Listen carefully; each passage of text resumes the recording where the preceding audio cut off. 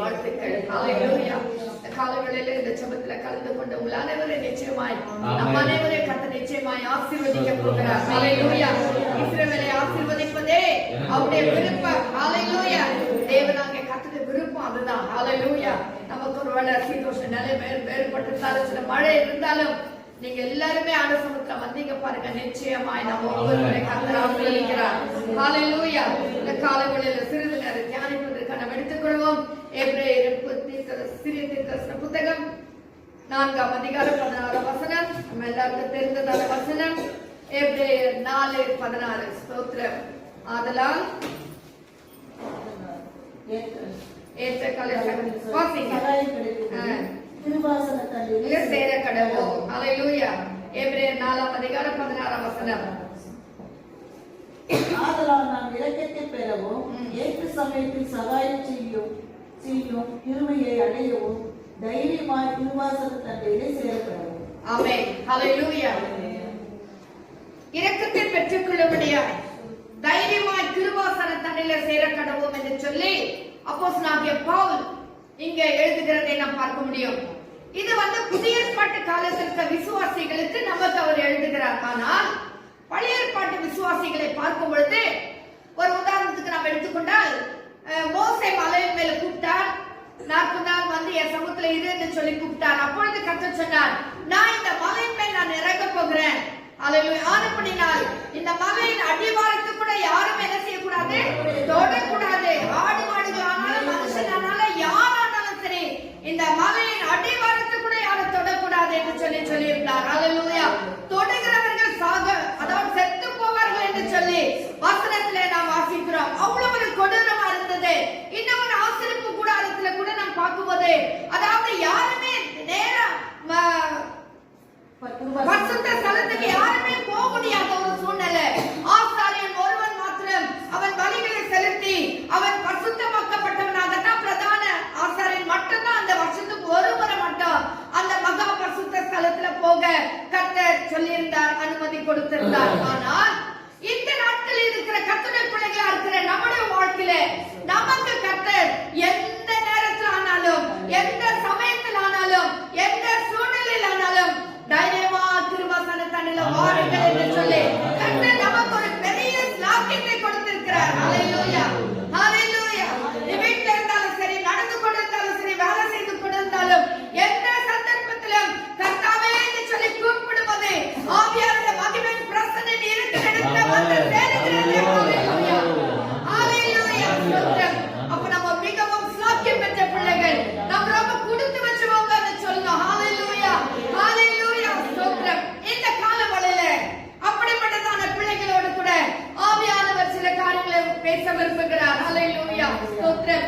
எடுத்துக்கொள்ளுங்க லூக்கா எழுதின சுவிசேஷம் 18ஆம் அதிகாரம் 1 சில வசனங்களை நாம் வாசிக்க போகிறோம். லூக்கா எழுதின சுவிசேஷம் 18ஆம் அதிகாரம். ஸ்தோத்திரம். போகாமல் எப்பொழுதும் ஜெபம் பண்ண வேண்டும். சோர்ந்து போகாமல் எப்பொழுதும் ஜெபம் பண்ண வேண்டும். ஹalleluya. என்பதை குறித்ததான ஒரு உவமையை அவர் சொல்லுகிறார். ஹalleluya. சோர்ந்து போகாம எப்படி ஜெபிக்க வேண்டும். ஹalleluya. ஜனங்கள், என்னுடைய பிள்ளைகள் சோர்ந்து போகாமல் ஜெபத்தில் அநேக நேரத்தில் நாம் சோர்ந்து போய் விடுகிறோம்.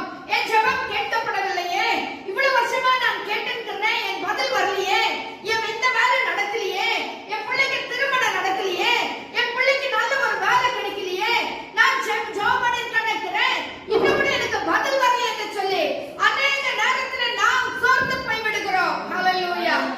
அப்படியானால் அப்படிப்பட்ட பிள்ளைகளுக்கு கர்த்தர் ஒரு ஊமையை சொல்லுகிறார். ஹalleluya. ஊமை என்று சொன்னால் நாம் எளிதாய் புரிந்து கொள்ளுகிற அளவில், ஹalleluya, a parable, மிகவும் எளிதாய் புரிந்து கொள்ளுகிற அளவில் கர்த்தரே ஒரு ஊமையை சொல்லுகிறார். அவர் என்ன சொல்லுகிறார் வாசிப்போம். ஒரு பட்டணத்தில் ஒரு நியாயாதிபதி இருந்தார். ஒரு பட்டணத்தில் ஒரு நியாயாதிபதி இருந்தார். ஹalleluya. அந்த நியாயாதிபதி வேலை என்ன? ஜனங்களுக்கு நியாயம் செய்ய வேண்டும், ஜனங்களுக்கு நல்லது செய்ய வேண்டும். ஜனங்கள் எதை கேட்கிறார்களோ அதற்கு ஏற்றாற் போல ஒரு நியாயத்தை செய்ய வேண்டியதுதான் அந்த நியாயாதிபதியுடைய வேலை. ஹalleluya.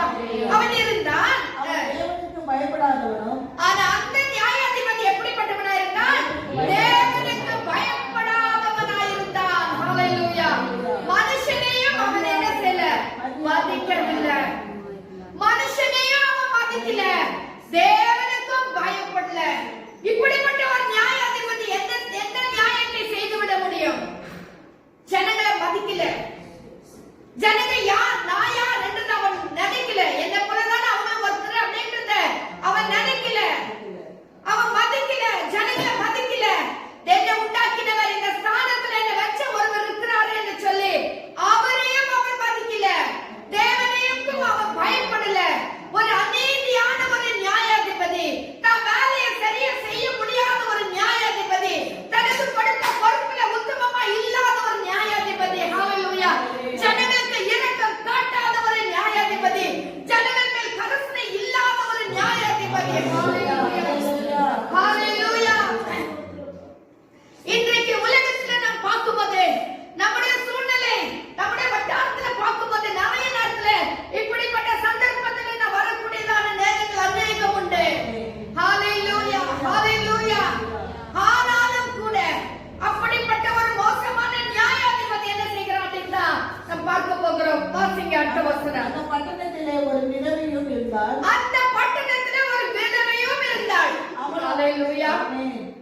ஒரு நியாயாதிபதி இருந்தான். அந்த பட்டணத்தில் அவன் தேவனுக்கு பயப்படாதவனும் மனுஷனை மதியாதவனுமாய் இருந்தான். அதே பட்டணத்துல ஒரு விதவையும் இருந்தாள். ஹalleluya. விதவை தன்னுடைய வாழ்க்கையில எல்லாம் முடிந்து விட்டது. எனக்கு உதவி செய்வார் யாரும் இல்ல, எனக்கு அதாவது என்ன கைப்பிடிச்சு தூக்கி விடுறதுக்கு ஒருவரும் இல்லைங்கிற நிலைமையில அவ்வளவுதான், என்னோட வாழ்க்கை முடிஞ்சு போச்சு, இதுதான் என்னோட கடைசி கட்டம் என்கிற நிலைமையில வாழ்கிற ஒரு விதவையும் அந்த பட்டணத்துல இருந்தாள். ஹalleluya. அவள் என்ன செய்கிறாள்? வாசிப்போம். அவள் அவளிடத்தில் போய், எனக்கும் என் எதிராளிக்கும் இருக்கிற காரியத்தில் எனக்கு நியாயம் செய்ய வேண்டும் என்று விண்ணப்பம் பண்ணினாள். ஐயா நியாயாதிபதியே, உங்ககிட்ட நியாயம் கேட்டு நான் வந்திருக்கிறேன். எனக்கும் என் எதிராளிக்கும் சில பிரச்சனை இருக்கு, இதை நீங்க தான் தீர்த்து வைக்கணும், இதை நீங்க தான் சரி பண்ணணும், எப்படியாவது எங்களுக்கு ஒரு நியாயத்தை செய்யணும் அப்படின்னு சொல்லி இந்த விதவை இருக்கிறதான அந்த நியாயாதிபதி இடத்துல போய் கேட்கிறாள். ஹalleluya. அந்த நியாயாதிபதி என்ன செய்கிறான்? வெகு நாள் வரைக்கும் அவனுக்கு மனதிலா இருந்தது. பின்பு வெகு நாள் வரைக்கும் அந்த நியாயாதிபதிக்கு மனசே இல்ல. இந்த அம்மா வந்து எப்ப பாரு இப்படி கேக்குறாங்களேன்னு சொல்லிட்டு செய்யணும்ன்ற அந்த மனசே அந்த நியாயாதிபதிக்கு இல்ல. ஹalleluya. அடுத்து வாசிங்க. பின்பு அவள் நான் தேவனுக்கும் பயப்படாமலும் மனுஷனை மதியாமலும் இருந்தோம். இந்த விதவை என்னை எப்பொழுது தொந்தரவு செய்கிறபடியினால் இவள் அடிக்கடி வந்து என்னை அலட்டாதபடிக்கு இவளுக்கு நியாயம் செய்ய வேண்டும் என்று தனக்குள்ளே சொல்லிக் கொண்டார். ஆமென். அவ்வளவுதாங்க ஆண்டவர் சொன்ன காரியம். என்ன சொல்றார்? அந்த நான் தேவனுக்கு பயப்படாதவனும் மனுஷனை மதியாதவனுமாய் இருந்தும் கூட இந்த விதவை என்னிடத்துல வந்து தொந்தரவு செய்து கொண்டிருக்கிறாள், என்னை அலட்டிக் கொண்டு இருக்கிறாள். ஹalleluya. என்னிடத்துல எப்பொழுது கேட்டுக்கொண்டே இருக்கிறாள். ஹalleluya. என்ன நான் சரியில்லாதவன் தான், நான் நியாயமானவன் இல்ல, நியாயாதிபதி ஸ்தானத்துல உட்கார்ந்து நான் சரியில்லை நான் தெரிஞ்சு கூட என்னிடத்துல வந்து கேட்டுக்கொண்டே இருக்கிறாளே. ஹalleluya. என்கிட்ட வந்து கேட்கிறாளே, தொடர்ந்து என்கிட்ட வந்து கொண்டே இருக்கிறாளே, தொடர்ந்து என்கிட்ட ஜெபித்துக் கொண்டே இருக்கிறாளே, தொடர்ந்து என்கிட்ட விண்ணப்பம் பண்ணி கொண்டே இருக்கிறாளே. ஆனபடினாலே ஆமென். ஹalleluya. ஆனபடினாலே நான் என்ன செய்ய போறேன்னா இந்த விதவைக்கு நான் நியாயம் செய்ய போகிறேன், இந்த விதவைக்கு நான் நியாயம் செய்ய போகிறேன் என்று சொல்லி அவள் தனக்குள்ளே அந்த நியாயாதிபதி ஒரு தீர்மானத்தை எடுத்துக்கொண்டான். ஹalleluya. ஹalleluya. இப்பொழுது அவன் நியாயம் செய்கிறான். இந்த விதவைக்கு என்ன செய்யணுமோ அதை அவன் செய்து விடுகிறான். இதுதான் கர்த்தர் சொன்னதான ஒரு உண்மை. அருமையான கர்த்தருடைய பிள்ளைகளே, இந்த காலவெளியில நாம் என்ன பார்க்கிறோம் என்று சொன்னால், இயேசுவானவர் அவர் வருகிற வரைக்கும், இரண்டாம் வருகிற வரைக்கும் ஒவ்வொரு கர்த்தருடைய பிள்ளையும் இடைவிடாமல் ஜெபிக்க வேண்டும் என்கிற ஒரு சத்தியத்தை இந்த இடத்தில் ஆண்டவர் வலியுறுத்துகிறார். ஹalleluya. கர்த்தருடைய பிள்ளைகள் இடைவிடாமல் ஜெபிக்க வேண்டும். ஹalleluya. இடைவிடாமல், அதாவது தேவ சமூகத்தில் காத்திருக்க வேண்டும். உன்னுடைய விண்ணப்பம் எதுவா இருந்தாலும், உன்னுடைய வேண்டுதல் எதுவா இருந்தாலும்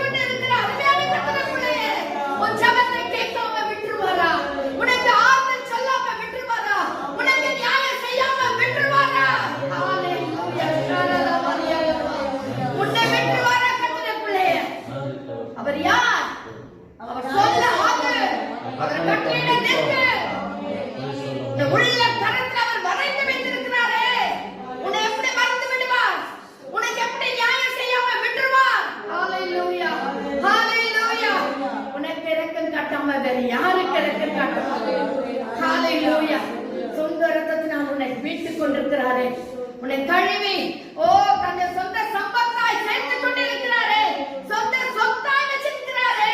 ஹalleluya. அப்படி இருக்கும்போது உன்னை மறந்துடுவாரா? உன்னை கைவிட்டுருவாரா? விடவே மாட்டார். நாம் என்ன செய்ய வேண்டும்? தொடர்ந்து இடைவிடாமல் செபிக்க வேண்டும். இந்த சகோதரி போல, இந்த விதவையை போல இடைவிடாமல் கேட்டுக்கொண்டே இருக்க வேண்டும். இடைவிடாமல் செபித்துக் கொண்டே இருக்க வேண்டும். இடைவிடாமல் தேவ சமூகத்துல மன்றாடி கொண்டே இருக்க வேண்டும்.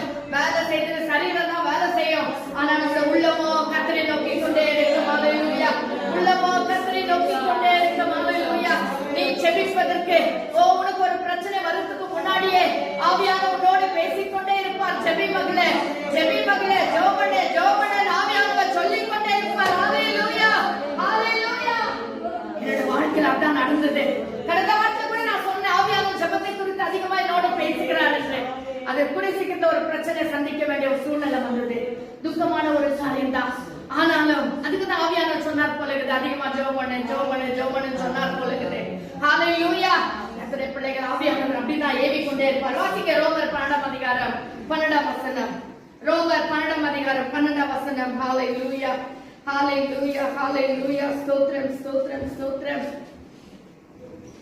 நம்பிக்கையிலே சந்தோஷமாயிருங்கள், உபத்திரவத்திலே பொறுமையாயிருங்கள், ஜெபத்திலே உறுதியாய் தரித்திருங்கள். ஜெபத்திலே உறுதியாய் தரித்திருங்கள்.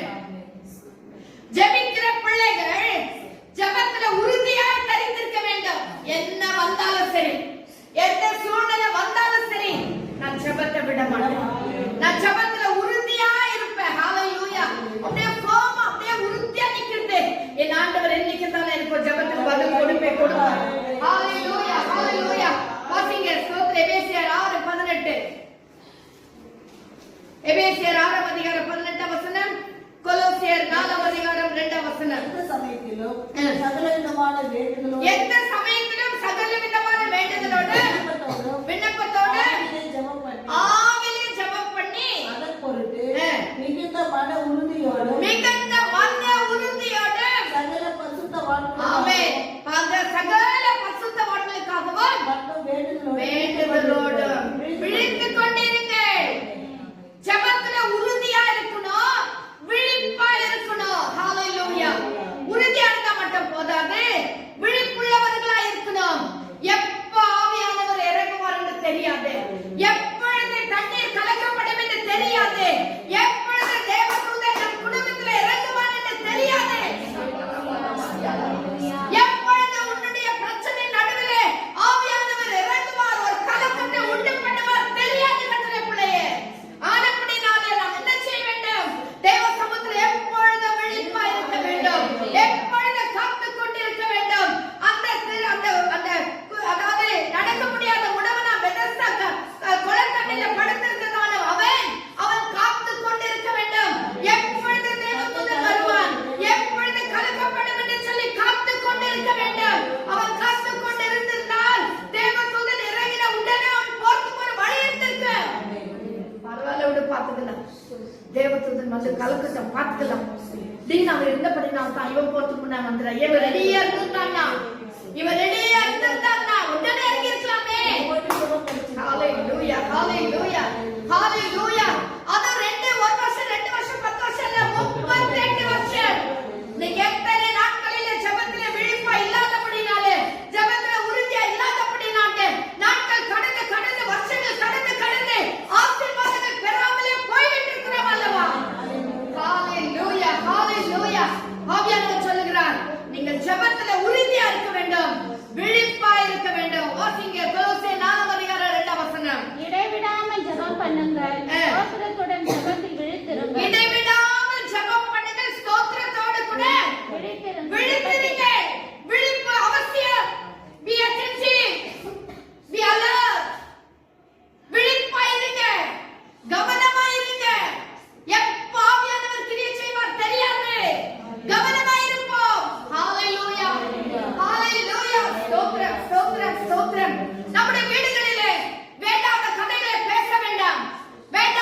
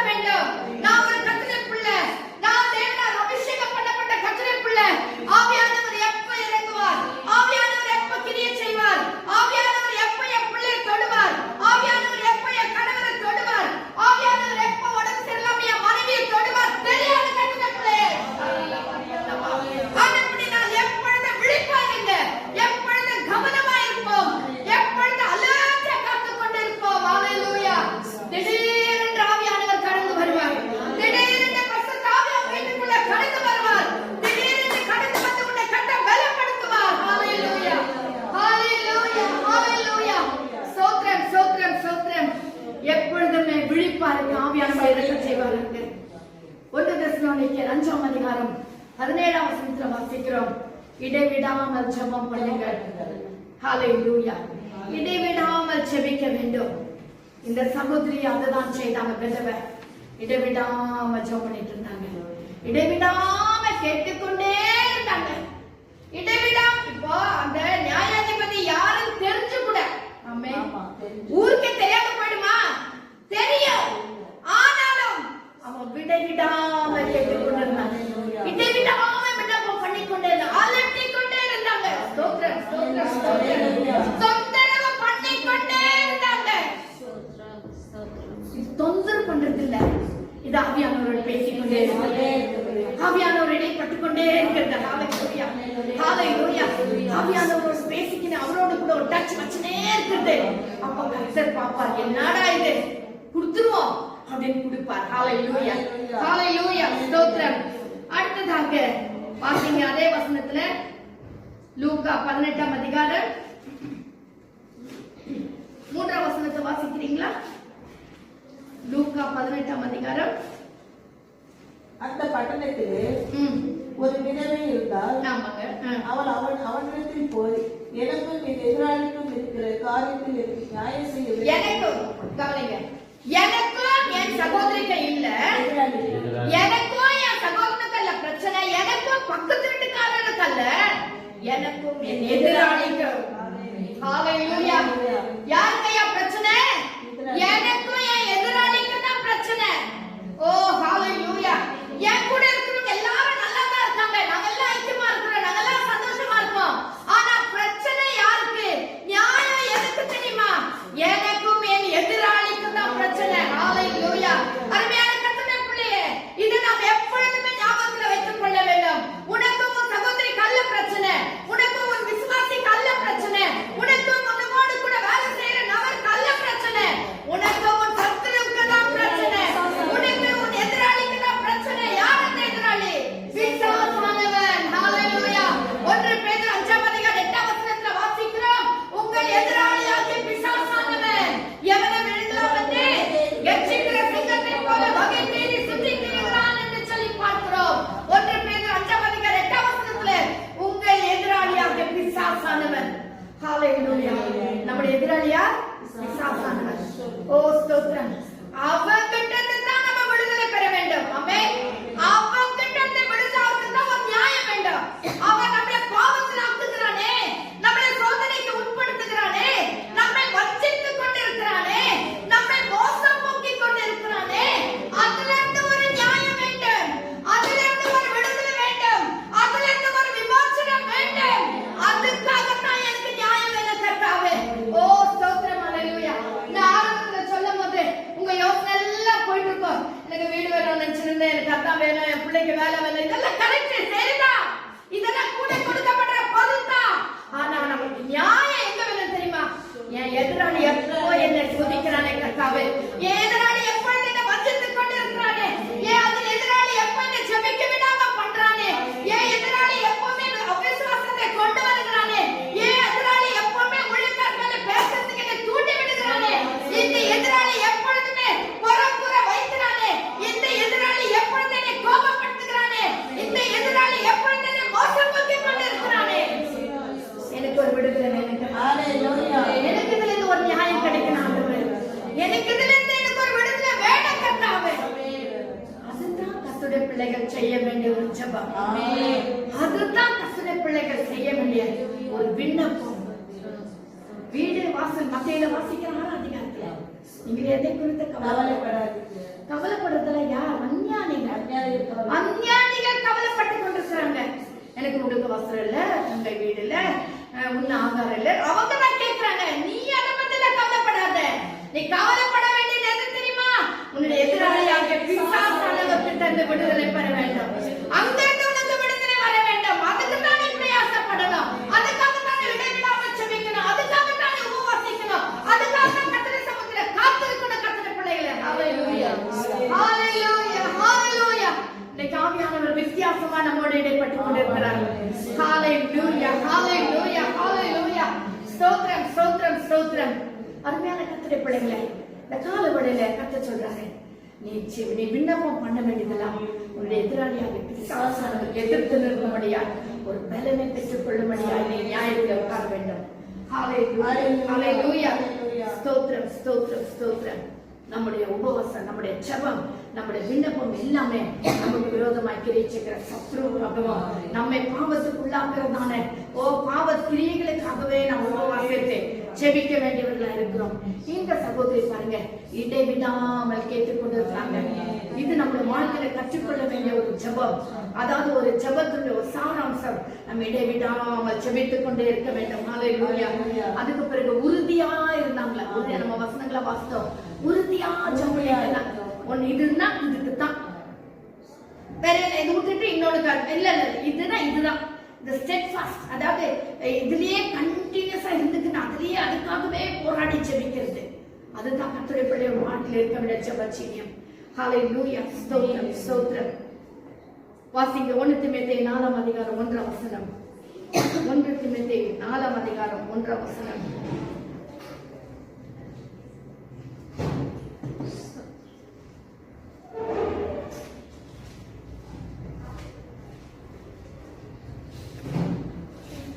கிறிஸ்துவானவர் 1 தீமோத்தேயு 4 அதிகாரம் 1 வசனம். கிடைக்கலீங்களா? ஹல்லேலூயா. 4 அதிகாரம் 1 வசனம். கிறிஸ்து மீண்டுமாய் வரும்போது அவருடைய 2ஆம் வருகையிலே நம்முடைய பிள்ளைகளாக நாம் எல்லாரும் என்ன செய்யறோம் சொன்னா, ஒரு நிமிஷம் நான் சொல்லி முடிச்சேன். கர்த்தருடைய வருகையிலே, கர்த்தருடைய வருகை நேரத்திலே கர்த்தருடைய பிள்ளைகள் நாம் ஒவ்வொருவரும் என்ன செய்யறோம்னா, பிசாசினால் தூண்டப்பட்டவர்களாக பிசாசின் கிரியில போய் சிக்கிக் கொள்ளுகிற பிள்ளைகளா இருக்கிறோம். ஆனபடினால் அவர் வருகிற வரைக்கும், அவருடைய வருகையை நாம் எடுத்துக்கொள்ளப்படுகிற வரைக்கும் இடைவிடாமல் ஜெபித்துக் கொண்டே இருக்க வேண்டும். ஹல்லேலூயா. விசுவாசத்தோடு ஜெபித்துக் கொண்டே இருக்க வேண்டும், விழிப்பாய் இருக்க வேண்டும். ஹல்லேலூயா. இப்போ வாசிங்க 1 தீமோத்தேயு 4 அதிகாரம் 1 வசனம். ஆவியானவர் வெளிப்படையாய் சொல்லுகிறபடி பிற்காலங்களிலே மனசாட்சியின் சூடுண்ட பொய்யருடைய மாயத்தினாலே சிலர் வஞ்சிக்கிற ஆவிகளுக்கும் பிசாசுகளின் உபதேசங்களுக்கும் செவிகொடுத்து பிற்காலங்களிலே, நீ வரப்போற நாட்களிலே, வரப்போகிறதான கொடூரமான நாட்களிலே என்ன நடக்குமா? சில மனசாட்சியின் சூடுண்ட பொய்யருடைய மனசாட்சியே இல்லாத, ஹல்லேலூயா, மனசாட்சியே இல்லாத, வாசிங்க, சூடுண்ட பொய்யருடைய மாயத்தினாலே வஞ்சிக்கிற ஆவிகளுக்கும் சிலர் வஞ்சிக்கிற ஆவிகளுக்கு பிசாசுகளின் உபதேசங்களுக்கும் செவி கொடுத்து விசுவாசத்தை விட்டு விலகி போவார்கள். இது நடக்காம இருக்கணும். சிலர் பிசாசு உபதேசத்துக்கு பரவாயில்ல, இது பண்ண என்ன பரவாயில்ல, அப்படி பரலத்துக்கு போயிடலாம், அப்படியா இருந்தா பரவாயில்ல போயிடலாம், பரவாயில்ல, இது பிசாசு கொடுக்கிற உபதேசம். சிலர் சொல்றாங்க பரவாயில்ல, ரட்சிக்க பண்ணலன்னா தான தர்மம் எல்லாம் பண்ணா பரலத்துக்கு போயிடலாமா? நடக்காது. நீ ரட்சிக்கப்படலைன்னா பரிசுத்தமா உன்னை காத்துக்கொள்ளலான்னு நீ பரலோகத்துக்கு போகவே முடியாது. நான் பரிசுத்தரா இருக்கிறது போல நீங்களும் என்னை கேட்க பரிசுத்தரா இருங்க. அவருக்கு எடுக்கிற இடத்துக்கு நம்ம போனோம்னா அவருக்கு ஏற்ற பரிசுத்தவான்களா நாம் வாழ வேண்டும். ஹல்லேலூயா. பரவாயில்லன்ற வார்த்தைக்கு இடமே கிடையாதுங்க. ஹல்லேலூயா. சோ கர்த்தருடைய பிள்ளைகள் கடைசி நாட்களிலே அவருடைய வருகையிலே நாம் எடுத்துக்கொள்ளப்பட வேண்டுமானால் கடைசி நாளிலே பிசாசானவர் அநேகரை வஞ்சித்து பிசாசின் உபதேசத்தினால் நிறைந்து, ஹல்லேலூயா, இவ்வளோ வருஷமா நான் கிறிஸ்தவனாக்குறேன், நான் அபிஷேகம் பெற்றிருக்கிறேன், நான் வருஷம் பெற்றிருக்கிறேன், நான் வரவில் இருக்கேன், நான் பிசாசெல்லாம் ஓட்டினேன், இப்படியெல்லாம் பண்ணேன், அப்படியெல்லாம் பண்ணேன், நான் போயிடுவா பரலத்துக்கு. நடக்கவே நடக்காது. தேவன் யாரா இருந்தாலும் சரி, நானா இருந்தாலும் நாம இருந்தாலும் தேவன் வரும்போது நான் பரிசுத்தமா இருக்கிறேன். கர்த்தர் வரும்பொழுது நான் பரிசுத்தமா இருக்கிறேன்னா அவங்க தான் பரலோகத்துக்கு எடுத்துக்கொள்ளப்படுவாங்க. இல்லாம இருந்தா பரலோகத்துக்கு போகவே முடியாது. நாம் ஜாக்கிரதையா இருக்க வேண்டும். அததான் இந்த 1 தீமோத்தேயு 4 அதிகாரம் 1 வசனத்துல மிகவும் அழகாய் சொல்லுகிறார்.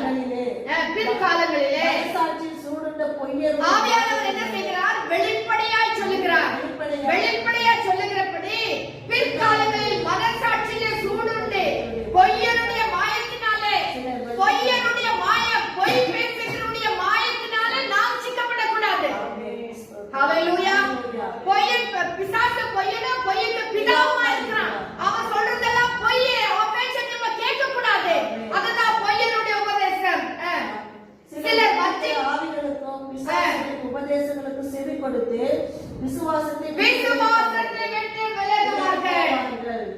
அப்படி நாம் இருக்கக்கூடாது.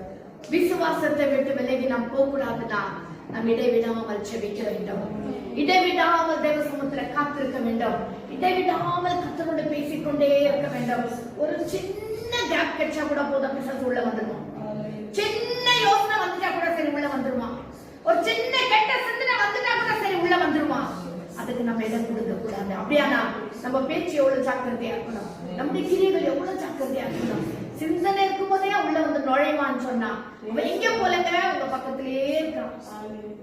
உங்க பக்கத்திலேயே இருக்கிறான். அவன் எப்போ சான்ஸ் கிடைக்கும் பார்த்தனே இருக்குவான். உடனே உள்ள நுழைஞ்சிருவான். அதுக்கு இடம் கொடுக்காம இருக்கணும்னா கர்த்தருடைய பிள்ளைகள் இதை விடாமல் தேவனோடு கூட பேசிக்கொண்டே இருக்க வேண்டும். ஜெபத்திலே இருக்க வேண்டும். ஹல்லேலூயா. வாசிக்கும். அதாவது யோபன், இப்ப நிறைய உதாரணங்களை பைபிள்ல எடுக்க விரும்புறேன். அதாவது யோபன் புத்தகம் 42ஆம் அதிகாரம் 10ஆம் வசனத்துல வாசிக்கிறோம். யோபுக்கு எத்தனை பிரச்சனை வந்தது, எத்தனை சூழ்நிலைகள் வந்தது, எல்லாம் அழிஞ்சு. இதெல்லாம் நான் சொல்ல வேண்டியதில்லை, எல்லாருக்கும் மனப்பாடமா தெரிஞ்சதான காரியம். ஆனால் யோபு செய்தது என்ன தெரியுமா? அவன் இடைவிடாமல் ஜெபித்துக் கொண்டிருந்தான்.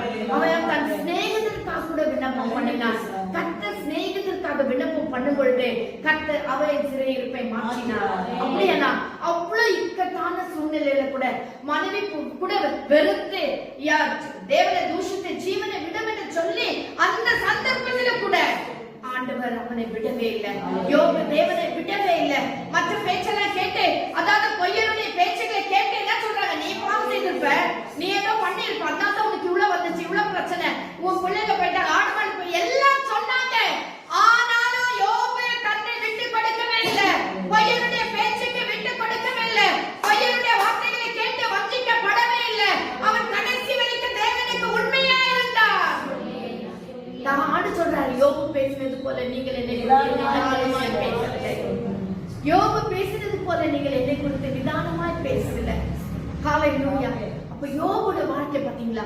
யோபு கடைசி வரைக்கும் ஜெபத்துல இருந்தான். யோபு கடைசி வரைக்கும், கடைசியா தன் சிநேகிதத்தை கூட ஜெபிக்க ஆரம்பிக்கிறான். அப்போது கர்த்தர் அவன் சிறையிருப்பை மாற்றினார். ஹல்லேலூயா. ஹல்லேலூயா. 1 சாமுவேல் 1ஆம் அதிகாரம் 10ஆம் வசனத்துல வாசிக்கிறோம். ஹல்லேலூயா. இந்த வசனம் எனக்கு ரொம்ப பிடிச்சதான ஒரு வசனம். வாசிங்க. 1 சாமுவேல் 1ஆம் அதிகாரம் 10ஆம் வசனம். அவள் போய் மனம் கசந்து மிகவும் அழுது கர்த்தரை நோக்கி விண்ணப்பம் பண்ணி. எப்படி என்ன பண்ணாங்களா? மனம் கசந்து மிகவும் எப்படி ஜெபம் பண்ணாங்க? மனம் கசந்து மிகவும் அழுது. ஹல்லேலூயா. இந்த ஜெபத்தை கர்த்தர் கேட்கிறவராய் இருக்கிறார். ஹல்லேலூயா. ஹல்லேலூயா. அங்க என்ன நடந்துச்சுன்னு நமக்கு எல்லாருக்கும் நல்லா தெரியும். ஏலி என்ன சொன்னாங்க எல்லாம் தெரியும். ஹல்லேலூயா. ஹல்லேலூயா. ஸ்தோத்திரம், ஸ்தோத்திரம், ஸ்தோத்திரம். அங்க ஒரு வசனத்தை வாசிக்கிறோம். இதுக்காக தான் நான் கட்டத்துல கேட்டேன் அப்படின்னு ஒரு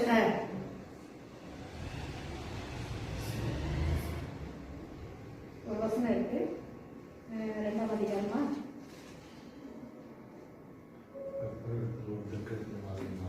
இல்ல, அதாவது ஸ்தோத்திரம், ஸ்தோத்திரம். நான் 2ஆம் அதிகாரத்தை தேடி இருக்கிறேன். அதாவது சாமுவேலுக்காக, அந்த குழந்தைக்காக அண்ணால் என்ன பண்ணாங்க? மிகவும் அழுது மனம் கசந்து அழுது ஜெபம் பண்ணாங்க. ஏலிக்கு புரியல. நீ என்ன குடிச்சு வெச்சு இந்த காலையில எப்படி வந்து பண்ண தேவசமத்துல இருக்கிறியான்னு கேட்டு தூஷிக்கிறதுல நமக்கு நல்லா தெரியும். இப்போ கர்த்தர் கொடுத்த பிறகு இப்போ தைரியமாய் போய் சொல்றாங்க, ஏலி அன்னைக்கு நீ என்ன திட்டினியே, அன்னைக்கு கேவலமா பேசினியே, இன்னைக்கு இந்த பிள்ளைக்காக தான் ஜெபம் பண்ணுவேன். இந்த பிள்ளையாண்டதுக்காக தான் நான் மிகவும் மனம் கசந்து அழுதேன். பாத்தீங்களா? அப்போ இந்த பிள்ளையாண்ட நீ என்ன ஜெபிக்கிறியோ கர்த்தர் அதை கொடுப்பார். இந்த பிள்ளைக்காக நான் ஜெபம் பண்ணேன். இந்த ஆசீர்வாதத்துக்காக நான் ஜெபம் பண்ணேன். இந்த விடுதலைக்காக நான் ஜெபம் பண்ணேன். இந்த நன்மைக்காக நான் ஜெபம் பண்ணேன். இதோ நான் பெற்றுக்கொண்டேன். ஹல்லேலூயா. மிகவும் மனம் கசந்து அழுதேன். இதோ நான் பெற்றுக்கிட்டேன். பாருங்க ஏலி, பாருங்க, இதோ நான் பெற்றுக்கிட்டேன். இதுக்காக தான் நான் பாடுபட்டேன். இதுக்காக தான் நான் மனம் கசந்து அழுதேன். இதுக்காக தான் ஒரு குடிக்காரின்ற ஒரு கெட்ட பேரை கூட நான் வாங்கினேன். ஆனா இதோ இந்த பிள்ளைக்காக என்ன ஒரு அருமையான வசனம் பாத்தீங்களா? இந்த பிள்ளைக்காக. ஹல்லேலூயா. வாசிக்க அடுத்ததாக யாத்திராகமம் 17ஆம் அதிகாரம் 11-12 வசனம்.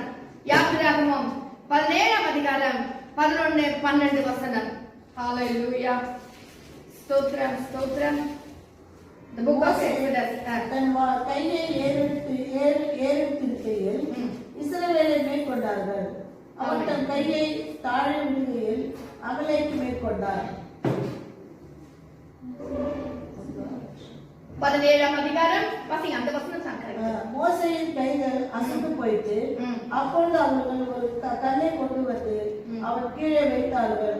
அது மேல் உட்கார்ந்தான். ஆரோனும் ஒருவர் ஒரு பக்கத்திலோ ஒருவர் மறுபக்கத்திலும் இருந்து தன் கைகளை தாண்டினார்கள். இவ்விதமாய் அவன் கைகள் சூரியன் வரைக்கும் ஒரே நிலையாக. ஆமென். நமக்கு எல்லாருக்கும் தெரிந்ததான வசன சம்பவம். அதாவது மோசே தன் கையை ஏறெடுத்திருக்கையில் இஸ்ரவேல் மேற்கொண்டார்கள். அல்லேலூயா. மோசே தன் கைகளை என்ன செய்தாரா? ஏறெடுத்திருக்கையில்.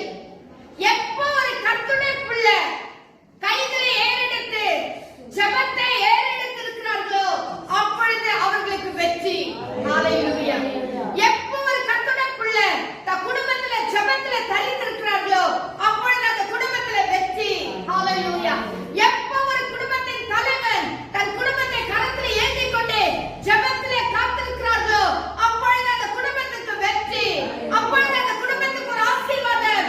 தலைவியோ தலைவனோ ஜெபிக்கிற ஒரு கர்த்தருடைய பிள்ளையா இருந்தால் நிச்சயம் நான் சொல்லுகிறேன், அந்த குடும்பத்துல வெற்றி மேல் வெற்றி சேர்ந்து கொண்டே இருக்கும். அல்லேலூயா. ஆனால் எப்போ நம்ம தளர்ந்து விடுகிறோமோ, வாசிக்கிறோம் இல்லைங்களா? எப்போ மோசேயுடைய கைகள் தளரப்பட்டதோ அப்பொழுது அமலேக்கியர் மேற்கொண்டார்கள். எப்ப நீ ஜெபத்திலே குறைவாய் மாறுகிறாயோ, எப்பொழுது உன் வீட்டிலே ஜெபம் இல்லாமல் போகிறதோ, எப்பொழுது தேவ சமூகத்திலே இடைவிடாமல் ஜெபிக்கிற ஜெபம் இல்லாமல் போகிறதோ அப்பொழுது அநேக தோல்விகளை சந்திக்க வேண்டியதா வரும். ஹalleluya, ஹalleluya, ஹalleluya. ஸ்தோத்திரம், ஸ்தோத்திரம். ஜெபிக்கிற பிள்ளைகளுக்கு என்னாலும் வெற்றி தான் கர்த்தருடைய பிள்ளைகளே. நம்முடைய கரங்கள் உயர்த்தப்பட்டுக் கொண்டே இருக்க வேண்டும். நம்முடைய ஜெபம் உயர்த்த மேலே போய் கொண்டே இருக்க வேண்டும். ஜெப தூபங்கள் எழுப்பிக் கொண்டே இருக்க வேண்டும். ஸ்தோத்திர பலிகள் எழுப்பிக் கொண்டே இருக்க வேண்டும். தேவ சமூகத்திலே நம்முடைய ஜெபம் போய் கொண்டே இருக்கணும். அது போக போக போக வெற்றி வந்து கொண்டே இருக்கும். ஹalleluya. சுகம் வந்து கொண்டே இருக்கும். ஹalleluya. ஆசீர்வாதங்கள் வந்து கொண்டே இருக்கும். ஆசீர்வாதம் வந்து வந்து உன் பாத்திரம் நிரம்பி வழிகிற அளவுக்கு கர்த்தர் உன்னை ஆசீர்வதிப்பார். ஹalleluya, ஹalleluya. நன்றி நன்றி நன்றி ராஜா. சில சூழ்நிலையில சோர்ந்து போயிருக்கீங்களா? சில சூழ்நிலையில இக்கட்டான சூழ்நிலையில துக்கத்தோட ஐயோ அப்படின்ற நன்மைக்கு வந்துடுறீங்களா? கவலைப்படாதீங்க, துக்கப்படாதீங்க. உங்களுக்கு உதவி செய்யும்படியா கர்த்தர் ஆரோனியம் ஊரியம் உனக்காக கற்றுக் கொடுத்தார். ஹalleluya, ஹalleluya. நீ சோர்ந்து போகிற வேளையில பரிசுத்த ஆவியானவர் உன்னை வந்து தாங்குவார். நீ சோர்ந்து போகிற நேரத்துல வசனம் உன்னை தாங்கும். நீ சோர்ந்து போகிற நேரத்துல ஒரு பக்கம் வசனம். எல்லாருமே மகளே நீ சோர்ந்து போகாத, சோர்ந்து போகாத. ஆவியான உன்னோட பேசி பேசி ஹalleluya, ஹalleluya. ஆவியான உன்னோட இடைப்பட்டு பட்டு ஆவியான உற்சாகப்படுத்தி படுத்தி உன்னை அப்படியே ஏந்திக் கொள்வார். ஹalleluya. உன் ஜெபம் மேலே போவாங்க, சோர்வு வந்துகிறதா உடனே ஆவியானவர் வந்து உன்னை தாங்கிக் கொள்வார். உன்னை அப்படியே ஏந்திக் கொள்வார். உன்னை அப்படியே சுமந்து கொள்வார். ஹalleluya. ஓ ஸ்தோத்திரம். ஹalleluya. சோர்ந்து போகாம ஜெபிக்கும்போது மட்டும்தான் தேவனாகிய கர்த்தருடைய பலன் இறங்கும். அவருடைய வல்லமை இறங்கும். அவருடைய கிருபை இறங்கும். அவருடைய மகிமை இறங்கும். கர்த்தருடைய பிள்ளையே ஹalleluya. ஜெபிக்கிற வீட்ல தான் வல்லமை, ஜெபிக்கிற வீட்ல தான் மகிமை, ஜெபிக்கிற வீட்ல தான் விடுதலை, ஜெபிக்கிற கர்த்தருடைய பிள்ளைகளுடைய வீட்ல தான் ஆசீர்வாதம். ஹalleluya, ஹalleluya. இன்னைக்கு ஊரும் ஆரானும் பரிசுத்த ஆவியானவரும் தேவனுடைய வசனமும் நம்மை தாங்குகிறதா இருக்கிறது, நம்மை தூக்கி பிடிக்கிறதா இருக்கிறது, நமக்கு உதவி செய்கிறதா இருக்கிறது. கர்த்தருடைய பிள்ளைகளே ஹalleluya, ஹalleluya. ஸ்தோத்திரம். வாசிங்க 2 ராஜாக்கள் 6ஆம் அதிகாரம் 17ஆம் வசனம். 2 ராஜாக்கள் 6ஆம் அதிகாரம் 17ஆம் வசனம். 2 ராஜாக்கள் 6ஆம் அதிகாரம் 16ஆம் வசனம். அப்பொழுது எலிசா விண்ணப்பம் பண்ணி அப்பொழுது எலிசா விண்ணப்பம் பண்ணி கர்த்தாவே இவன் பார்க்கும்படி இவன் கண்களை திறந்திருந்தோம் என்றார். உடனே கர்த்தர் அந்த வேலைக்காரன் கண்களை திறந்தார். ஆமென். எலியாவை குறித்து எலிசாவை குறித்து நமக்கு எல்லாருக்கும் நல்ல தெரியும். நிறைய அற்புதங்கள் நடந்தது. அதுல ஒன்று தான் இது. எலிசா செபிக்கிறான், ஆண்டவரே இவன் பார்க்கும்படி வேலைக்காரனுடைய கண்களை திறந்தருளும் ஆண்டவரே. ஹalleluya. ஆண்டவரே இவன் பார்ப்பதற்கு இவன் கண்கள் அடைக்கப்பட்டிருக்கிறது, மூடப்பட்டிருக்கிறது. இவன் இப்பொழுது கர்த்தருடைய மகிமையை பார்க்க கூடாதபடி இவன் குருடானவனாய் இருக்கிறான். கர்த்தாவே எங்கள் எல்லைகளை சுற்றிலும் நீ வேலையிட்டு இருக்கிறீர் ஆண்டவரே. அதை இவன் பார்க்க முடியல கர்த்தாவே. இவன் சோர்ந்து போயிட்டு இருக்கான், துக்கத்தோட கூட இருக்கான். ஆனபடினால கர்த்தாவே என் கண்களை திறந்தருளும் ஆண்டவரே. இவன் கண்களை திறந்தருளும் ஆண்டவரே. இன்னைக்கு நம்ம கூட அப்படிதான் நிறைய நேரத்துல கண்கள் மூடப்பட்டிருக்கிறது. கர்த்தருடைய மகிமையை பார்க்க கூடாதபடிக்கு நம்முடையதான பயம், நம்முடையதான வேதனை, நம்முடையதான துக்கம் நம்மை கண்களை குருடாக்கி விட்டிருக்கிறது. இன்னைக்கு நம்ம ஒரு சின்ன ஜெபம் பண்ணா போதும். கர்த்தாவே என் கண்களை திறந்தருளும் ஆண்டவரே. உம்முடைய மகிமையை பார்க்கும்படி என் கண்களை திறந்தருளும் ஆண்டவரே. உம்முடைய அற்புதத்தை காணும்படி என் கண்களை திறந்தருளும் ஆண்டவரே. கர்த்தருடைய மகிமையை பிரசன்னத்தை உணரும்படியாய் பார்க்கும்படியாய் என் கண்களை திறந்தருளும் ஆண்டவரே. நான் சின்ன ஜெபம் பண்ணா போதும் கர்த்தர் கண்களை திறந்தருளுவார். ஹalleluya ஹalleluya. அப்போஸ்தலர் 4ஆம் அதிகாரம் 31ஆம் வசனத்துல வாசிக்கிறோம். அப்போஸ்தலர் 4ஆம் அதிகாரம் 31ஆம் வசனம். ஹalleluya ஹalleluya. அவர்கள் ஜெபம் பண்ணின போது அவர்கள் கூடியிருந்த இடம் அசைந்தது. அவர்கள் எல்லாரும் பரிசுத்த ஆவியினால் நிரப்பப்பட்டு தேவ வசனத்தை தைரியமாய் சொன்னார்கள். அங்கே நாம் அதுக்கு முன்னால நம்ம வாசிக்கும் போதே அவர்கள் இடைவிடாமல் ஜெபத்தில் இருந்தார்கள் என்று சொல்லி பார்க்கிறோம். அப்போஸ்தலர்கள் அவ்வப்போது ஒன்றாக கூடி தினந்தோறும் அப்பம் புட்கிறதிலும் ஜெபிப்பதிலும் அந்யோன்ய ஐக்கியத்திலும் இருந்தார்கள் என்று சொல்லி நாம் வாசிக்கிறோம். அப்படிப்பட்ட சூழ்நிலை இருந்து இடைவிடாமல் ஜெபிக்கிற வேளையிலே அவர்கள் கூடியிருந்த இடம் அசைந்தது. ஹalleluya. இடைவிடாமல் ஜெபிக்கிற பிள்ளையோட வாழ்க்கையில வெற்றி, இடைவிடாமல் ஜெபிக்கிற பிள்ளையோட வாழ்க்கையில கேட்டது கிடைக்கும். இந்த பிள்ளைக்கா கேட்ட நீ என்ன கேட்கிறியோ அது அப்படியே கிடைக்கும். ஹalleluya. இடைவிடாமல் ஜெபிக்கும் போது குருடா இருக்கிற கண்கள் கர்த்தருடைய மகிமையை பார்க்கும்படியாய் திறக்கப்படும். ஹalleluya ஹalleluya. ஸ்தோத்திரம் ஸ்தோத்திரம். சிநேகிதருக்காய் ஜெபிக்கும் போது கர்த்தர் ஜெபத்தை கேட்டு சிறையிருப்பை மாற்றுவார். ஹalleluya ஸ்தோத்திரம். அதாவது நீ சிநேகிதருக்காய் ஜெபிக்கும் போது கர்த்தர் உன்னுடைய சிறையிருப்பை மாற்றினாராம். யோபுக்கு அதான் நடந்தது. ஸ்தோத்திரம். யோபுடைய வாழ்க்கையில கர்த்தர் அதைதான் செய்தார். உன்னுடைய வாழ்க்கையில கர்த்தர் செய்வார். ஹalleluya. அதாவது கேயாசுடைய கண்களை கர்த்தர் திறந்தார். கடைசியா பார்க்கிறோம் அவர்கள் கூடியிருந்த இடம் அசைந்தது. ஹalleluya. இடைவிடாமல் ஜெபிக்கும் போது நாம் கூடியிருக்கிற இடம் அசைக்கப்படும். இடைவிடாமல், அதாவது நிறைய இடத்துல நம்ம நிறைய சாட்சியில எல்லாம் கேட்கிறோம். குடிசுல இருந்து ஒரு 7 சகோதரி படிப்பில்லாத ஒரு தாயார் ஜோமனா கூட கர்த்தர் அந்த குடிசுல வந்து இறங்குவாராம். கால் அமிச்சோ இறந்து போனார். அவருடைய புத்தகங்களை எல்லாம் வாசிக்கும் போது இது அற்புதங்களை நாம் கேட்க முடியும். ஆம் கர்த்தருடைய பிள்ளைய நீ இடைவிடாமல் ஜெபிக்கும் பொழுது, இடைவிடாமல் ஜெபிக்கும் போது நீதி உள்ள நியாயாதிபதியாக கர்த்தர். ஸ்தோத்திரம். அந்த லூக்கா 18ஆம் அதிகாரத்தை வாசித்தபடி அந்த நியாயாதிபதி கர்த்தருக்கு பயப்படல, மனுஷனையோ மதிக்கல. ஆனா என் தேவனாகிய கர்த்தரோ பிதாவுக்கு கீழ்ப்படிகிற ஒருவர், பிதாவின் சொற்படி செய்கிற ஒருவர், பிதாவின் சித்தத்தை நிறைவேற்றுகிற ஒருவர், பிதாவின் சித்தத்தை நிறைவேற்றும்படியாகவே இந்த உலகத்துல வந்து தன்னுடைய ஜீவனையே கொடுத்ததான கர்த்தர். அது மாத்திரமல்ல, மனுஷராக நம்மை மதிக்கிறவர். ஆமென். நம்மெல்லாம் யார்? ஆனா நம்மள கர்த்தர் மதிக்கிறார். நம்ம கூப்பிடும் போது கர்த்தர் கடந்து வருகிறார். நம்ம ஜெபிக்கும் போது நம் ஜெபத்தை கேட்கிறார். நம்ம ஆண்டவர் சமூகத்துல கலங்க துக்கத்தோடு இருக்கும்போதே என் மகளே கலங்காதே என்று சொல்லுகிறார். நம்மை மதிக்கிறதான தேவன், நம்மை கனம் பண்ணுகிறதான கர்த்தர். ஹalleluya. அவர் செய்யாம விட்டு விடுவாரா? அவர் நியாயம் செய்யாம விட்டு விடுவாரா? அந்த அநீதியுள்ள நியாயாதிபதியை செய்து விட்டானே. அப்படியானா நீ ஆண்டவர் வணங்குகிற தேவாதி தேவன், ஜெபிக்கிற கர்த்தாதி கர்த்தன் உனக்கு இரக்கம் செய்யாம விட்டு விடுவாரா? நிச்சயம் உனக்கு அவர் இறங்குவார். நிச்சயம் உனக்கு அவர் ஆசீர்வாதத்தை கொடுப்பார். செய்ய வேண்டியதெல்லாம் இடைவிடாமல் ஜெபிக்க வேண்டும். ஜெபத்துல உறுதியாய் தரித்திருக்க வேண்டும். ஜெபத்துல நாம் விசுவாசத்தோடு தேவ சமூகத்துல கேட்போம் என்று சொன்னால் நேற்றைய நாம் பெற்றுக்கொள்வோம். உறுதியான ஜெபத்தை கர்த்தர் நமக்கு கொடுப்பாராக. இடைவிடாமல் ஜெபிக்கிற ஒரு ஜெபத்தை கர்த்தர் நமக்கு கொடுப்பாராக. கர்த்தர் தாம் இந்த வசனங்களை நமக்கு ஆசீர்வதிப்பாராக. நம் கண்களை மூடி ஜெபிக்கலாமா? ஹalleluya ஹalleluya ஸ்தோத்திரம் ஸ்தோத்திரம் ஸ்தோத்திரம் ஹalleluya ஹalleluya ஹalleluya. இடைவிடாமல் ஜெபிக்கிற ஒரு ஜெபம். ஹalleluya. பிரச்சனை யாருக்கிட்ட? சகோதரியோடும் சகோதரனோடும் நக விசுவாசியோடுமா?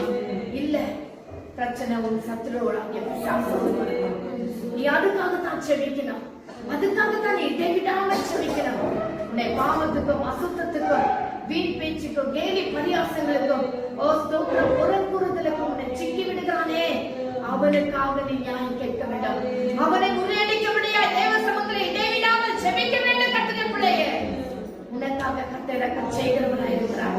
உன்னை ஆசீர்வதிக்க தேவன் வல்லமை உள்ளவராய் இருக்கிறார். ஹalleluya ஹalleluya. இடைவிடாமல் செபிக்க நாம் பழகிக் கொள்வோம். எந்நேரமும் கர்த்தரை நோக்கி செபிக்கிற பிள்ளைகளாக மாறி விடுவோம். ஹalleluya. ஜெபம் தான் நம்முடைய வாழ்க்கையில ஜெயத்தை கொண்டு வரும். ஜெபம் இல்லை என்று சொன்னால் ஜெயம் இல்லை. ஜெபிக்கிறதா, ஆனா இடைவிடாமல் செபிக்க வேண்டும். ஜெபத்துல விழிப்பாய் இருக்க வேண்டும். நம்முடைய குடும்பங்களிலே விழிப்புள்ளவர்களாய் இருக்க வேண்டும். எந்த சந்தர்ப்பத்திலும் விழிப்புள்ளவர்களாய் இருக்க வேண்டும். ஹalleluya ஹalleluya ஸ்தோத்திரம் ஸ்தோத்திரம். எல்லாரும் செபிக்கலாமா? எல்லாரும் செபிக்கலாமா? ஹalleluya ஹalleluya. நன்றி. இன்றைக்கு கர்த்தர் ஒரு வித்தியாசமான ஒரு நிலைமையில நம்மை நல்ல புரிஞ்சு ஆவியானவர் பேசுறான்னு நினைக்கிறேன். கர்த்தர் என்னோடு இடைப்பட்டார், நம்மோடு இடைப்பட்டுக் கொண்டு இருக்கிறார். ஹalleluya. நன்றி ராஜா, நன்றி ராஜா. நம்முடைய உள்ளத்தின் ஆழத்தை ஆராய்ந்து பார்க்கிற கர்த்தர் தான் நம்மோடு பேசுகிறார். ஹalleluya ஹalleluya. செபிக்கலாமா? நம்ம எல்லாரும் செபிக்கலாமா? ஆவியானவர் நமக்கு இரக்கம் செய்யட்டும்.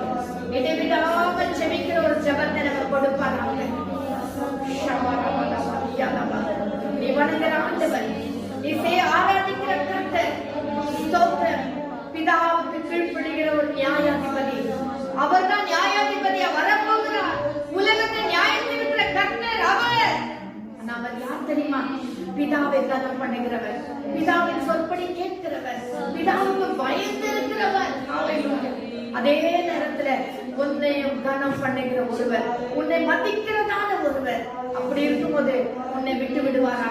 உனக்கு நியாயம் செய்யாம விட்டு விடுவாரா? கர்த்தருடைய நாளில் அதிகமா இடைவிடாமல் ஜெபிக்க ஆவியானவர் தாமே நமக்கு இரக்கம் செய்வாராக. கடைசி நாட்களிலே நாம் தேவனுடைய சமூகத்தை பொய்யனுடைய வார்த்தைகளை கேட்டு, பிசாசு உபதேசங்களை கேட்டு தேவனை விட்டு தூரம் போகாதபடிக்கு ஆவியானவர் தாமே நமக்கு எல்லாருக்கும் இரக்கம் காட்டும்படியாக கர்த்தருடைய கரத்திலே நாம் அர்ப்பணிப்போம். ஆவியானவர் இரக்கம் செய்வாராக, தயவு செய்வாராக. ஹalleluya ஹalleluya ஹalleluya. ஸ்தோத்திரம் ஸ்தோத்திரம். நீதியுள்ள நியாயாதிபதியாக கர்த்தாவே, இந்த நல்ல காலவளைக்கு நன்றி ராஜா. எங்களுக்கு இரக்கம் செய்கிறவரே, எங்களுக்கு நீதி நியாயம் செய்கிறவரே, உமக்கு நன்றி ராஜா. அப்பா ஸ்தோத்திரப்பா. எத்தனை நாட்களாக செபிக்கிறேன், எத்தனை வருஷங்களாக இந்த காரியத்துக்காக செபிக்கிறேன். என்னோட வாழ்க்கையில் இது நடக்கலையேன்னு சொல்லி சோர்ந்து போய் துக்கத்தோடு இருக்கிற கர்த்தருடைய பிள்ளைகளுக்காக நான் செபிக்கிறேன். ஆண்டவரே, ஆவியானவரே, மோசே கைகள் தளர்ந்து பொழுது நீர் பசுத்தா ஊரேவும் ஆண்டவரே ஸ்தோத்திரப்பா ஸ்தோத்திரப்பா ஆரோனையும் அனுப்பி அவருடைய கரங்கள் ரெண்டு பக்கமா ரெண்டு கரங்களை தூக்க உதவி செய்தீரே, தூக்கி பிடிக்க உதவி செய்தீரே. அதே போல நீ பசுத்த ஆவியானவரை அனுப்பும் ஆண்டவரே.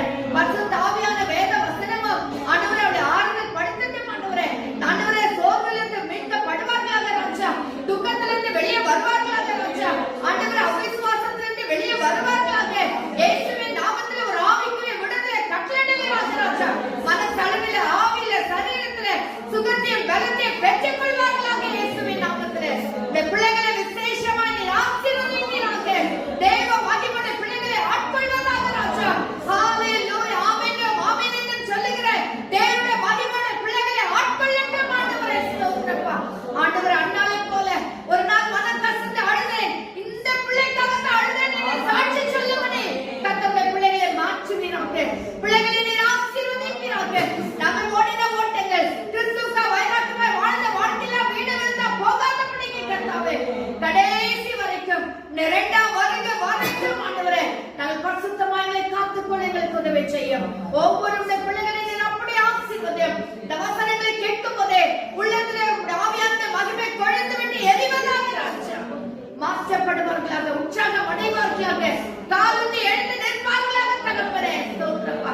பிள்ளைகளை நீர் ஆசீர்வதிக்கவே ஆசீர்வதித்தல்ல வழிநடத்தும், காத்துக்கொள்ளும், எல்லா நன்மையினால் ஆசீர்வாதங்களால் நிறைத்தல்லும், நன்மை கிருபையோட பிள்ளைகளை தொடரட்டும் ஆண்டவரே. ஸ்தோத்திரம். எந்த தேவை இருந்தாலும் இயேசுவின் நாமத்தில் சந்திக்கப்படட்டும். இயேசுவின் நாமத்தில் எல்லா தேவைகளும் சந்திக்கப்படட்டும் ஆண்டவரே. காத்து வழிநடத்தியல்லும் எல்லாரும் ஒரு பாதத்தில் படிக்கிறோம். எங்களுக்கு மரித்து வீழ்த்த இயேசுவின் நாமத்தில் ஜெபிக்கிறோம் எங்கள் ஜீவனுள்ள நல்ல பிதாவே. ஆமென், ஆமென், ஆமென். ஹல்லேலூயா.